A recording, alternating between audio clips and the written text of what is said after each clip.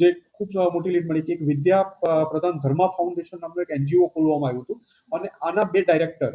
મિતેશ પાટીલ અને આશીષ શર્મા જે આમની સાથે મળી આ 4 એ ઉપરાંત એક દિનેશ કેલકા 5 જણ મળી અને એક ખૂબ મોટું ષડયંત્ર ચલાવતા હતા અને આમના દ્વારા જ 2024 નવેમ્બર 24માં આ ફાઉન્ડેશન ચાલુ કરી NGO જે એજ્યુકેશનના પર્પઝથી ખોલવામાં આવ્યું હતું અને એમાં સાયબર ક્રાઇમનો ફ્રોડ કરવામાં આવ્યો હતો. વિદ્યા પ્રધાન ફાર્માના અલગ અલગ બેંકોમાં 20 થી વધુ કરંટ એકાઉન્ટો ખોલવામાં આવ્યા છે અને એમાં જ બધી જ એમાઉન્ટો સાયબર ફ્રોડ ગેમિંગની અલગ અલગ એપોથી આ પૈસા મેળવવામાં આવ્યા હતા. રાજ્ય સરકાર તેમજ ડીજીપી સાહેબ તથા પોલીસ કમિશનર સુરત સાહેબના દ્વારા એક મ્યુલ હન્ટ નામનું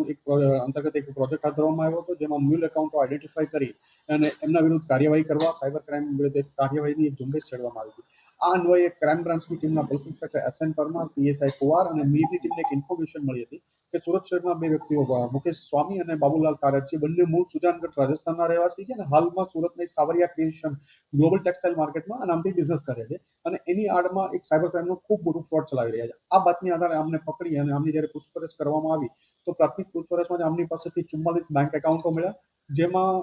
NCCRP પોર્ટલ ઉપર આ 44 એકાઉન્ટની તપાસ કરતા એક ચોકી 6000 થી વધુ ફરિયાદો NCCRP પોર્ટલ પર મળી આવી છે. અલગ અલગ રાજ્યો અને કેન્દ્ર શાસિત પ્રદેશોમાં 35 થી વધુ કેન્દ્ર શાસિત પ્રદેશો અને રાજ્યોમાં આમના વિરુદ્ધ ફરિયાદ નોંધાયેલી છે. આ